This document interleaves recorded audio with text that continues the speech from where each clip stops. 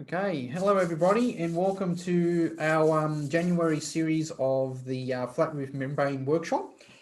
Thanks for joining us we'll have as usual, we'll have these monthly, so please stay in touch for more further workshops.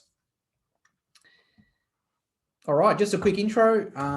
Wayne, you want to do the intros? Yeah, so I'm Wayne. I've been with Danrae now for about 15 years, a bit over 15 years. So yeah, I've got over 25 years experience in the industry. My main role in the company is the remedial building side of things, and also look after the sales and estimating. Bit of background, so I've got a diploma in building and construction, licensed builder, waterproofer, and electrician. So tick a few boxes there. So Daniel? Yeah, my name's Daniel. Had about 15 years experience as well in the industry. I'm the current CEO, so my job's strategy, team development and business development. And I've also got, diploma in building and MBA, and I'm a builder and a waterproofer as well. A little bit about Danrae Group. We're a specialist remedial waterproofing contractor. So we basically repair leaks to existing buildings. We're a family-owned and operated company, and we operate in the strata, commercial, government, and civil industries. Some of the major jobs we've done is IKEA, Westmead Hospital, Anstow, the King Helens Cancer Centre, and jobs like that. So, and basically a lot of we do a lot of reporting, investigation too, with regards to water leaks. So what we'll cover today, we'll cover some of the common roof membranes and issues with different types of membranes, some current and new types of membranes that are coming into the market, maintenance, especially with regards to other trades and the like being on the roofs, and also making the right choice with regards to different types of membranes as well. And then we'll open it up to Q&A. All right, so just a quick review of the types of membranes. I won't get too in depth with this, but just to give you an idea of sort of types of membranes that exist according to the Australian standards for waterproofing. So basically, the membranes are broken up into three types of classes: 1, 2, and 3. 1 being the most rigid in sort of flexibility, and 3 being the most. So class 1, basically these are made up of things like shower trays and very rigid types of waterproofing or floor finishes like epoxies and stuff like that. So the advantages are that they're generally UV stable and they're all pre-formed, but the disadvantages is they can be obviously quite rigid. So using these types of things in bathrooms or in things like that, so they can be, there's an issue with movement, so you've got to be really careful with that. Any other comments on that? No? Yeah, not really, Les. So like Daniel said, yeah, with these types of system, there are, well, basically, especially in your wet areas, you do experience a lot of movement because there's always a lot of moisture that's retained in these type of areas. So yeah, we generally try to stay clear of the class 1 membranes and either go like a class 2 or a class 3. We'd much prefer a class 3. But. Yeah, so class 2 is a little bit more flexible. These types of membranes are class 2 acrylic systems, so they're like water-based liquid membranes. These are used a lot on roofs as well, liquid membranes. Some of them are UV stable, and they're quite easy to obviously clean up and stuff because they're water-based. The only disadvantages is because it is a liquid, you may need 2 or 3 coats on the roof. It also needs priming, and you also have to be careful of the climate as well, because that affects the dry time of the liquid, especially if you're putting it down and then you've got a tile over it, or you've got to put other finishes over the top, so that can be an issue. Class 2 flexible torch-on system. So in this case, class 2, but it's a sheet membrane torch-on. Advantages are definitely that you've got a guaranteed thickness with a sheet membrane, long-term durability, generally UV stable. The UV stability on a torch-on is provided by the actual granules within the membrane. the only disadvantage is once those granules start to wear, the UV will attack the membrane. So you have to be careful with that with torch on. So you do have options. If the granules do start to wear thin on top of the membrane, you can actually put an overcoating now. So a lot of the suppliers now are actually have generally got like overcoatings that you can put over the top of the bitumen. And then that'll also help with the reflectivity if you tend to choose like a lighter color for that. So so there are some options there if that does occur. And also during install, you just got to be mindful of safety with torch on. So obviously, because we're using an open flame, so so that side of it is also a precaution as well. Class 3, so a bit more flexible now. So class 3 liquid polyurethane systems. These are highly used in roofing. The only issue with these, you need to be mindful of the UV stability, because some of these require a top coat. So depending on what the waterproofer recommends, you just got to be careful on if they offer a liquid-based system, what is the product they're offering, and making sure that it is actually UV stable. And do you then need to recoat that every so often to ensure that it is UV stable? Yeah.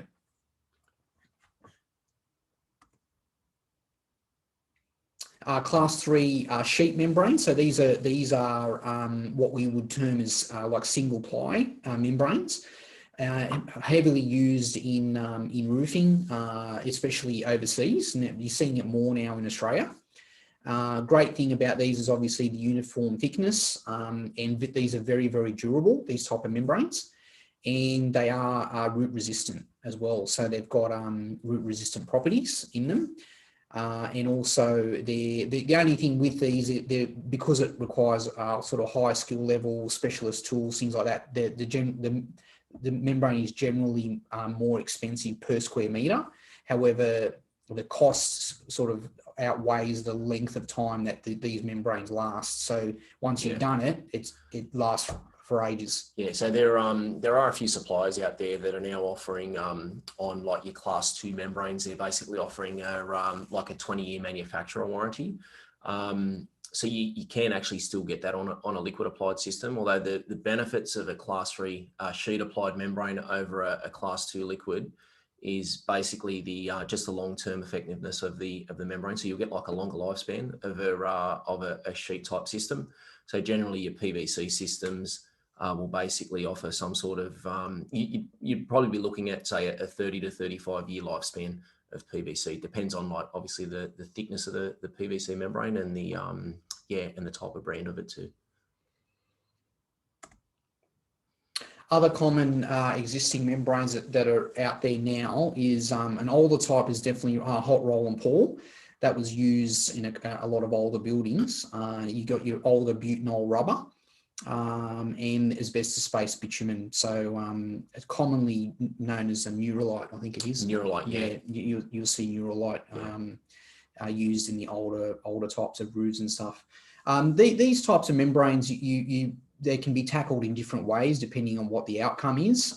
There are ways to encapsulate asbestos-based bitumen. You can encapsulate it and recoat over the top with different membranes. It just depends on what the outcome's needed. Common issues with regards to roofing and balconies and things like external areas. On the left, you'll see the common issues such as salting, or efflorescence. It's caused by the moisture being in getting into the tile bed and drawing the salts out of the bedding. Can be resolved in a few ways depending on what the problem is, but you can install products that reduce the salting. But how would you? It's not 100. Look, it's not recommended. Look, the preferred way to always treat this type of issue is basically if you don't have a leak under the tile screed itself, so you'd remove the tiles in a way that hopefully you're not damaging the screed, but a lot of the times you actually do damage the screed. So unfortunately, the preferred system to try and repair this type of issue at hand would be to remove the tiles, probably remove the screed if you can't salvage the screed. you put a coating system over the top of the new screed, and then you retile it. So yeah, unfortunately there are some systems, like Daniel did mention, to basically like treat over the top. But it's yeah, the problem is it's the moisture within the screed. You really have to allow that to dry out before those products can become effective in working. Yeah. In the middle picture there, you could basically, it's a slab crack. So a lot of the issue, or we see a lot of issues like that when there's a lot of planter boxes or like green areas above say a car park. Obviously the best way is to repair it from above. That can't always be done, obviously. So it involves either injection and then putting a reverse tanking membrane over that crack to sort of hold it back. But the problem is with repairing it that way, you can't always guarantee that it's not going to, the water will move or break out somewhere outside of that. So you just got to sort of work with it as you go. Yeah, you do tend to find that sometimes the crack does extend a little bit. So there might be a revisit that's required on it. But yeah, sometimes you are kind of chasing your tail a little bit, but yeah, it just depends on the obviously the scenario on site, you know, what we've got access to and what we don't have access to. But yeah, sometimes it is quite effective in treating the problem. Some of the other common issues that we see with roofing, you'll see on the left there, the issue is the membrane's actually pulling away from the floor wall junction. That's often due to a detailing issue or the membrane either hasn't been glue fixed properly. So there's a few issues there. On the right-hand side, there's an issue with the sealant coming away, and what is possible to happen too is the actual pressure seal can pop off.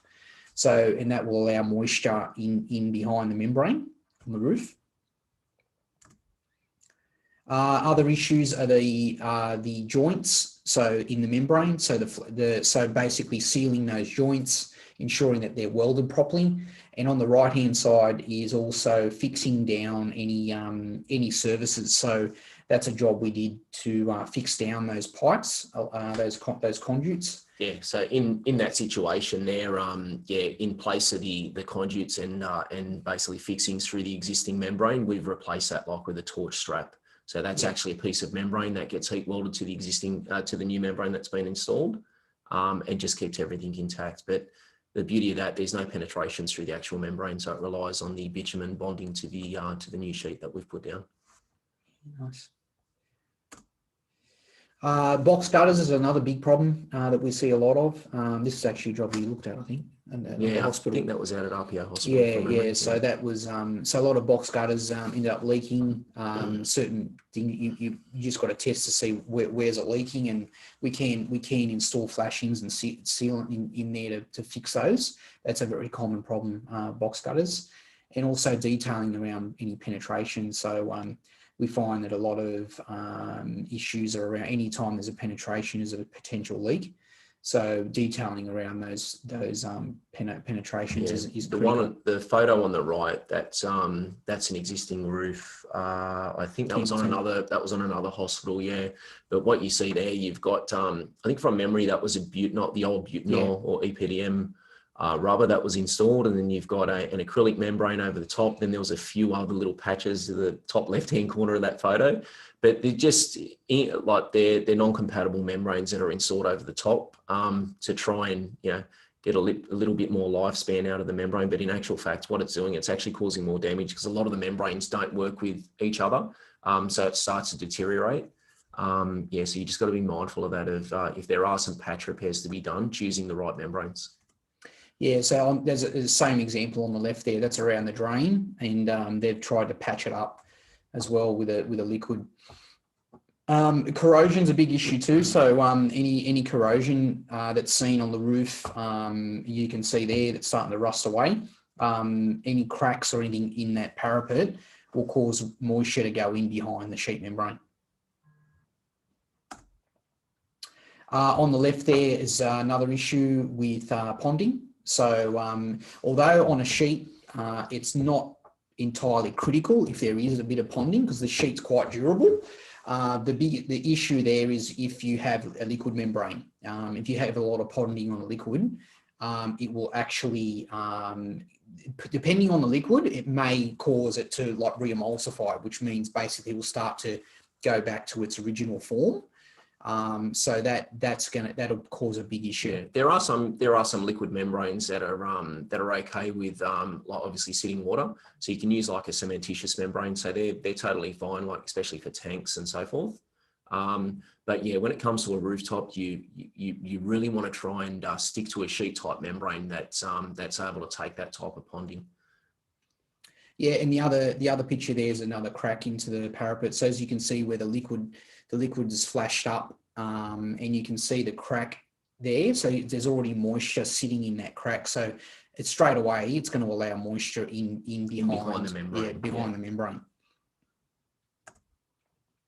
Common issue is also the detailing in the floor wall junction. In this case, with liquid membranes, often it's the joint sealant in the corner there. So as you can see, it hasn't bonded. So that's a big issue especially with liquid membranes. Look, yeah, generally speaking, we would offer that on the roofs to use a sheet in all cases on the roof membrane. But yeah, this is one of the common problems. So a couple of details with terminating on roofing in roofing situations. So the photo on the right there is from the Australian standard. So the only thing is that's actually not an ideal way to finish the membrane. On the left is the ideal way if you're going to do a flashing over a parapet. So what that's showing you there is the membrane's basically coming up and over the parapet, and then you're fixing through the membrane, basically putting a hole into the membrane, which allowing moisture in through. So you wouldn't detail it that way. What you would do is install what we call a hidden.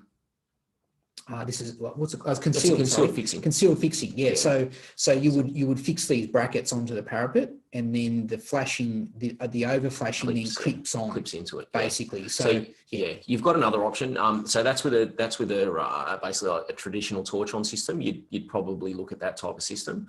With your PVCs now, you can actually get metal profiles straight up over the top. So basically, we can what we do is basically cap it over the top, so it looks like an aluminium capping, which gets fixed over the top, and then we weld our PVC to that.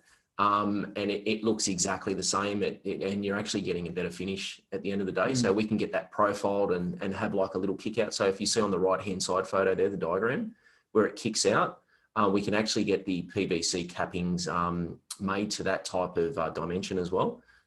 So yeah, we'd always prefer to use basically a PVC metal capping over the top, and then we weld to that. Yeah, nice. Example of roofing systems. So this one here, traditionally, most roofs have the system on the left. So what is on the common, it's commonly used, or was common back then, using a primer, then waterproofing, so putting the membrane down first onto the concrete slab, and then installing the insulation, and then like a filter fabric, and then stone ballast. So the stone was sort of used as basically like a weight, yeah, to weight everything down. Yeah. And offered some form of reflectivity too, like for the sun. Problem is though, is that with this system, when it rains, you get moisture into the insulation, and then the membrane's on the bottom, so you can't access the membrane either. And then on the older insulation, it actually absorbs the water. Absorbs the moisture, yeah. Yeah, so not only have you got the weight on the roof, but you've got, then it like dramatically reduces your thermal rating because the water holds all the heat in too. Yeah, so we've also been having issues with birds starting to pick stones up now and mistaking them for eggs and basically dropping, 20 meters up from the roof there. So that's another common problem that we're coming against now. So now what they're starting to do now is the inverted system, which allows for basically heat reflection. So the your actual waterproof membrane is your first line of defense. But the beauty of that, especially if you're using like a light colored PVC, it actually reflects the heat. the heat off the actual roof instead of maintaining the heat on the actual roof the way that the old system used to work. Yeah, so on the right, it's more. This is actually more of a European. This is used overseas. Now we're starting to see this a lot more used in Australia now. So the membrane's actually exposed, so it's protecting all of the layers below. So obvious advantages, like Wayne mentioned, is the heat reflectivity. It dramatically reduces dramatically increases your R rating. So and also it protects the insulation below that, and then you can maintain the membrane as well. So then you can obviously test it, repair it, and all that kind of thing. So it's a completely different way of designing the roof. This picture on the right here is from Fatra. So they basically, there's different ways to install an exposed membrane system. So you can fully adhere it with glue, or you can mechanically fix it as well. It offers different advantages. One is cost and efficiency, but then you've also got, with mechanically fixed, you've also got issues obviously with noise factors, things like that. So there's a few different ways of looking at it, but yeah, these are the options you have. You can design it accordingly, basically based on where the building is, the wind uplift. You got to take the wind uplift into consideration as well. So you may have to use mechanically fixings. It just depends on the circumstance that you're basically against. There's a job that we're looking at the moment, which is I think it's 1 or 2 stories below a helicopter pad. So we have to look at a mechanically fixed system there, just because of the uplift that you get from the actual propellers from the helicopter. Yep. So yeah, but we'd have to look at it on a case by case basis. So this is a green roof. So we're seeing a lot more green roof designs now, especially in strata. Offers a lot of advantages, and especially with things like energy efficiency. So what you're seeing here is a torch-on system. So the concrete roof deck, then basically some form of vapor barrier, and then the insulation, the membrane itself, and then your drainage, and then the soil and the growing medium goes on top of that. So we wouldn't recommend installing any form of liquid membrane on a green roof. No. It's just too risky. So, and a lot of liquid membranes aren't technically root resistant. So you've got to just be really careful on what the product you choose. We would recommend some form of single ply membrane for a green roof situation, or even you could even use a torch-on membrane. Yep. 3-layer torch-on membrane, but that'd be a minimum. I wouldn't. Yeah, like Daniel said, we wouldn't look at putting a liquid type system under something that'd be under so much stress. Yep. All right, so quick review of maintenance planning. This diagram just basically shows you that the longer you leave a system or a building from being repaired, the quicker and more major the repairs become. So basically, preventative maintenance is more around ensuring the longevity of the membrane, really, and making sure that you're not spending long-term. You're spending short-term money in minimal amounts over the longer period to ensure that your membrane lasts longer. So that's sort of what that diagram's showing. So a quick review of some of the key items on the roofs for maintaining or to check or to review them. The falls are a key one. So making sure that the membrane's installed to falls. I've put the I've put a circle on that far left one. That's where you would normally put a drain, and then you would then install the membrane staggered as it's shown on here, and the fall to the drain. A lot of membranes we've seen are done in the reverse way. Yeah, so they're installed. So basically, they don't fall it down to the drain. It's the other way around. So then your water obviously sits on the joints. Also drainage is another one. So we often see that drains aren't checked. And also the membrane can, if the wrong type of drain's used or it's not detailed correctly, the membrane can pull up from the drain hole there. Yeah, so key to that as well is making sure that the drains are maintained and they're free from debris.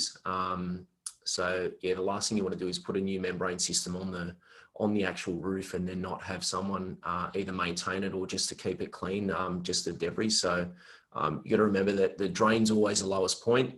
So when you do get wet weather, everything falls towards that drain. So it's you do tend to get a lot of leaf buildup and soot and other forms of things that accumulate around the actual drain itself. So just keeping on top of it and making sure it's clear of anything is gives your membrane the best possible chance of working properly.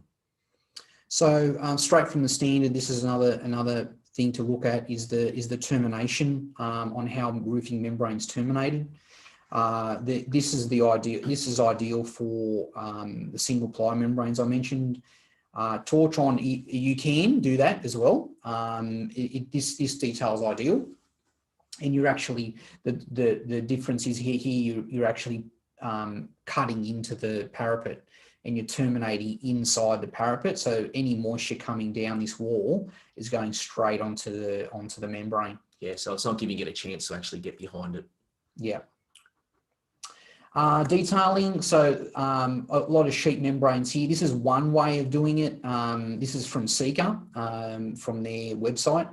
So as you can see, you're fixing the membrane with what they call a U-bar. So you're fixing the flat sheet down, then the wall sheet is going over the top and flashing that corner. So we've seen contractors where they install the membrane in one go, so there's no fixing on the floor here. Bar. Yeah, no so bar.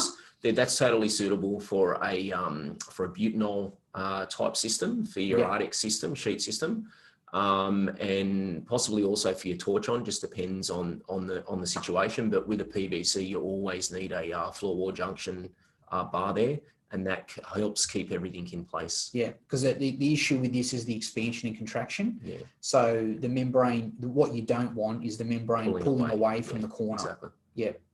So this is one way of doing it. There is another way, which is a Seeker have like a flat bar profile or corner profile here that we can weld the membrane to as well. This is another detail commonly used with torch-on. There's a couple of problems with this one is that you need to make sure, or the contractor needs to make sure they use a compatible sealant with the membrane.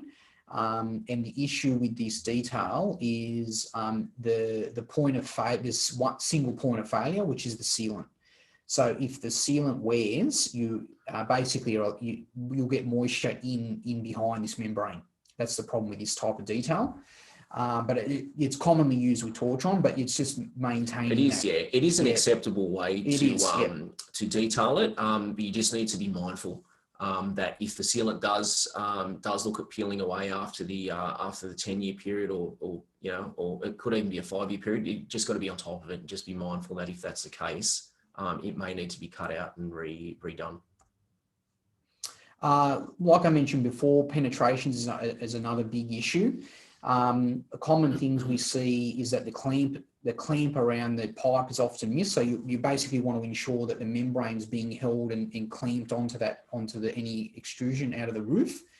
And also the good thing is that single ply membranes, as well as torch-on, the manufacturer often they basically make preformed pipe details, sleeves and stuff like that. So you don't have to worry too much about having all these fixings in there. They all just weld it up to the same membrane. So that's the good news about that. But these are a couple of things to make sure. The clamp and the sealant are the two big things to make sure that they're maintained. And also, so overflows. So looking at overflows, how many there are, making sure they're clean is a big thing, and also detailing the membrane, same deal. So most of the manufacturers will come with, they actually make pre-made, Preformed, so like flanges. Yeah, the diagram on the right shows that it actually indicates a preformed face flange that goes through the actual parapet wall, and then we detail just to the outside face of that. Yeah, so that's what they look like there. Yeah, so they come, a lot of the suppliers now make preformed ones like that, what's shown there. A couple of other issues are solar. We see a lot of this in strata as well, where the strata block will look into installing solar, but they haven't looked into the membrane on the roof. So what happens is the solar panels are installed and then the membrane deteriorates. The issue with that then is they've either got to remove the solar panels off again, install a new membrane, and install the solar panels. So you really have to look at a system when you're installing the solar, and make sure that and also working with a waterproofing contractor to make sure that the everything's detailed correctly as well. A couple of systems for solar and roof fixing. So a lot of the suppliers now come with, they actually make special fixings and detailing so that you don't have to fix through the membrane. So these are examples of products that actually get welded to the roofing membrane, but you're not actually ever fixing through the membrane. So these are ideal for that situation. Yeah. So the photo on the right, so the top picture on the right hand side there. So that basically, so the bottom bit there that Daniel's just got his cursor over the top of, so that basically gets welded to the actual membrane, and then the aluminium track on top of that just slides over the top. And then the fixing, so that's actually really common for air conditioning, little air conditioning units that sit on top of roofs. So we space that out just beneath the feet of the air conditioning unit, and then we fix into the aluminium track that's above that. So we just make sure that the fixing's not longer than the actual depth of the aluminium there. Then that just keeps that free of any penetrations into the actual new membrane that we've just installed or that the contractor's installed. And the bottom ones are basically a threaded rod. So you can then basically have your threaded rod into the substrate, screw that on, and then weld around that. So there's no actual water getting into the penetration.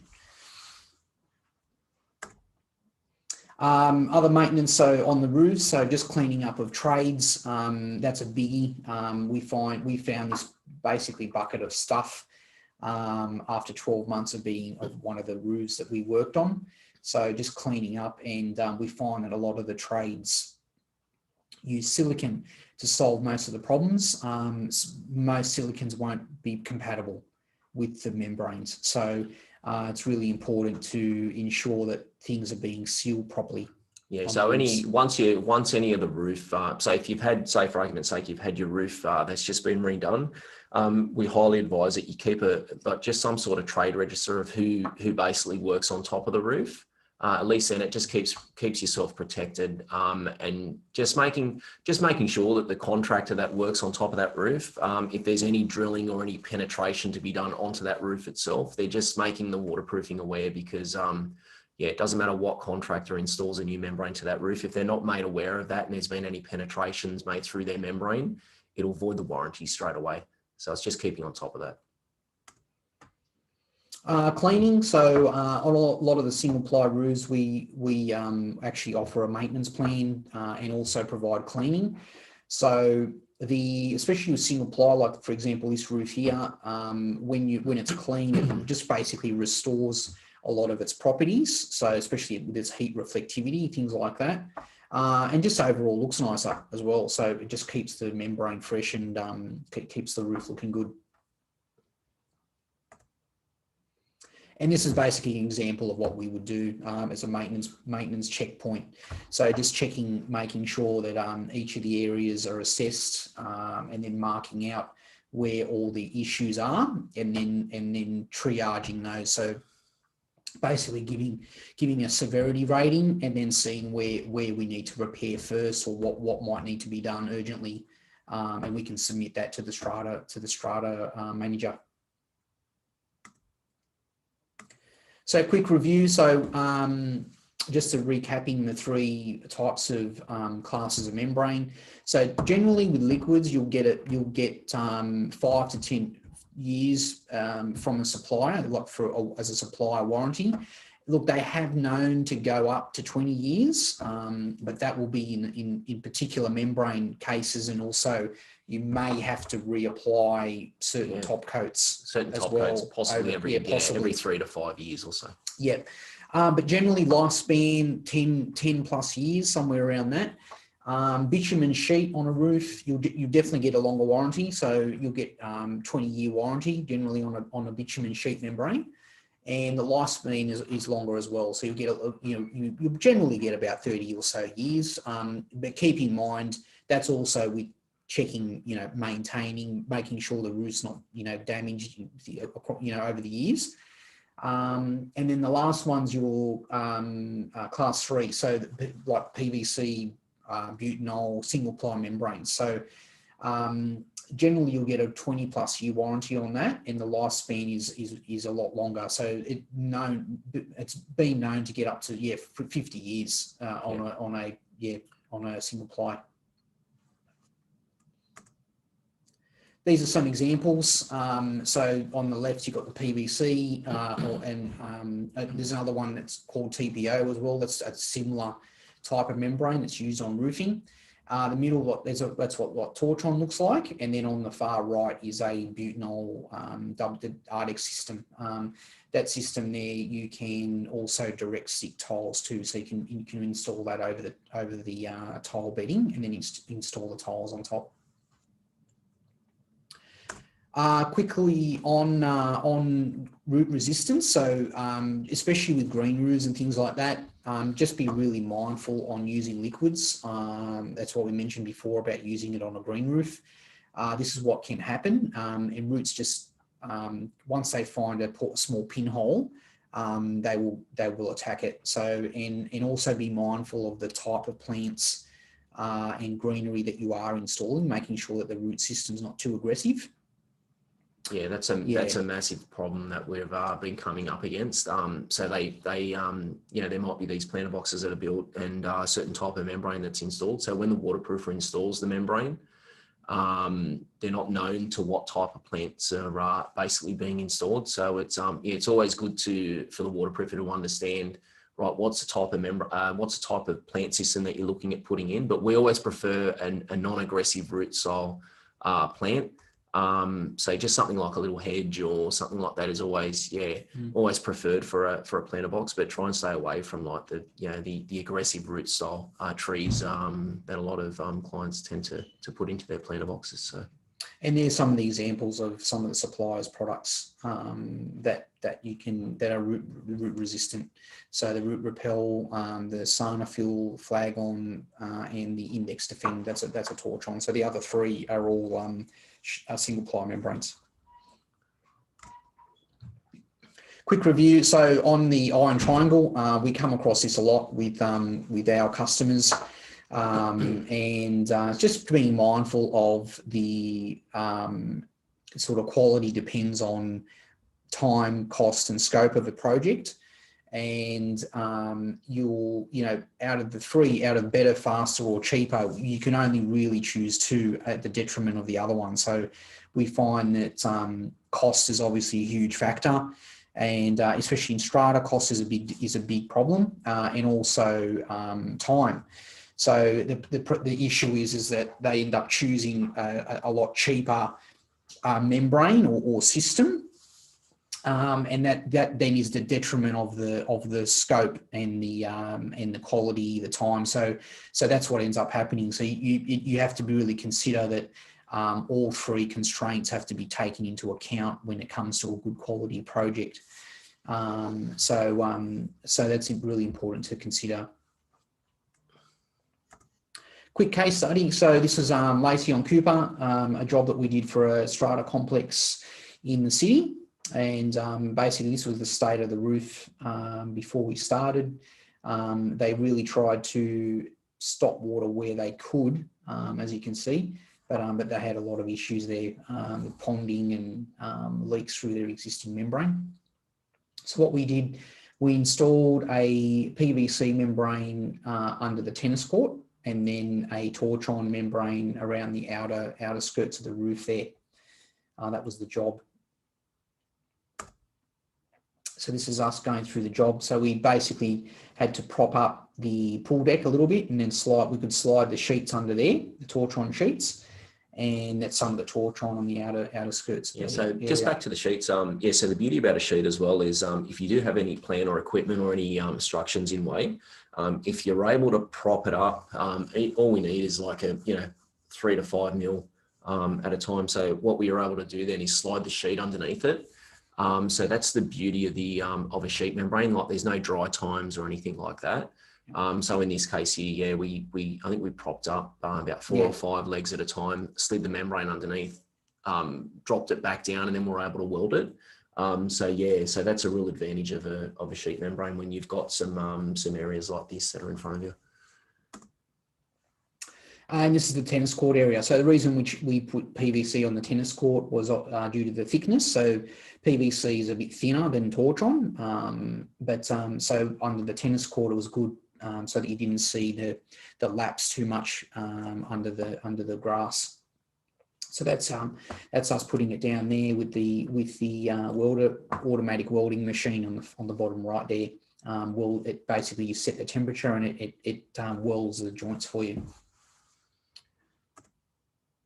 And that's it finishing up. So we basically then installed the pedestal system under the pavers. Good news with that is that you can then sort of, its maintenance is very easy. So then you can sort of pull a paver up, and you can always check the membrane underneath as well. And you can run you can also run services and pipe conduits and stuff underneath. And the decking, we put that down as well. So that's the decking finished there. Yeah, so that worked the same way. So that was using the VersiPad system. So same thing, it was free. So the bearers and joists are free of basically any penetrations through the actual membrane. So it basically just sits in the pad system, floats on top, and watertight system.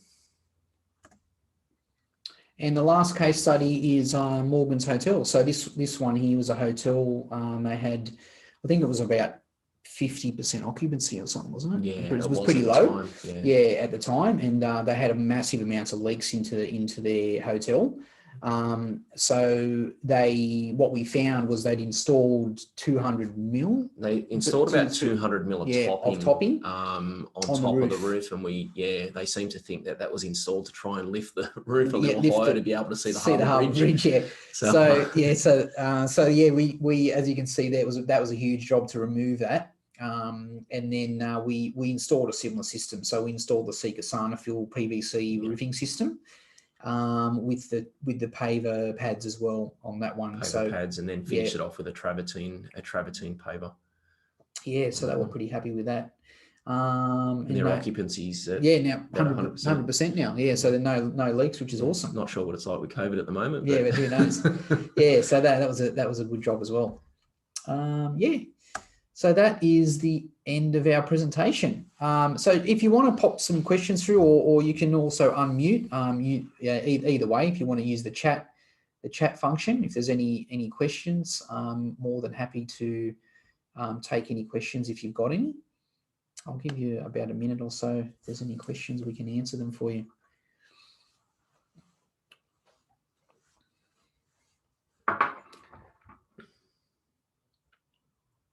Okay, Andrew has a question. Go for it, Andrew.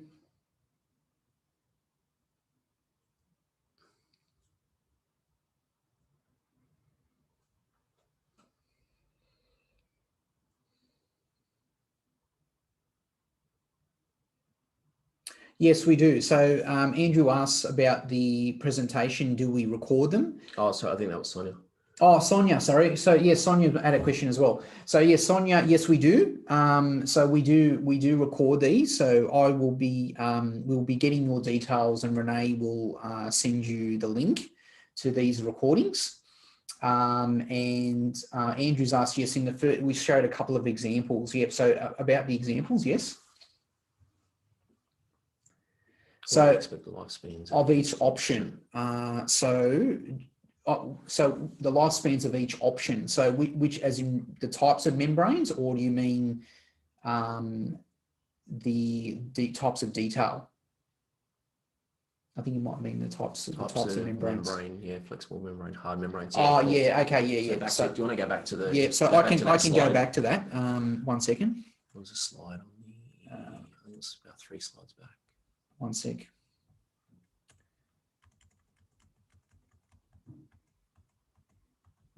There we go. Oh, a bit forward. Yeah, so this is it here. So looking at the, so when you talk about class 1, so class 1s would be the really rigid types of membranes.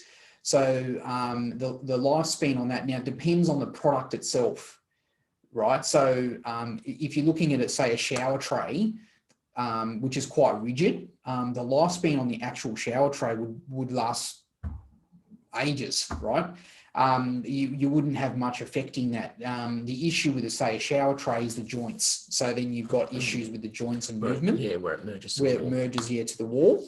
But if you look at, say, a liquid system like a polyurethane on a roof or something like that, generally speaking, it's about 10 years. You get your sort of 10-year on that.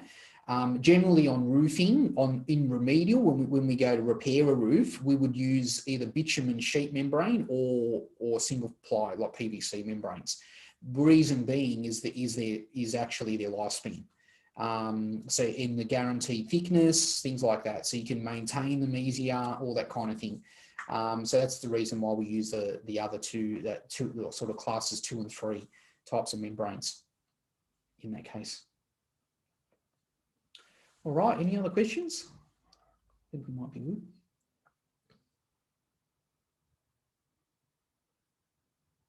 Yeah. All right.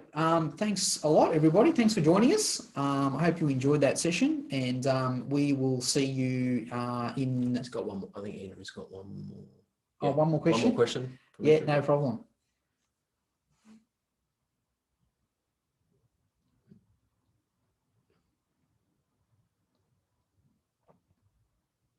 Our experience with shower membranes failing from new builds. Wow, yeah, good question. Very, very common actually. And because it's very common. So you mentioned that you see that 15 to 20 year range when all the membranes start to fail. Yeah, a lot of the problems in new build, the problem is it's not only the membrane, like you get a lot of other issues. So for example, it might be the programming of the builder.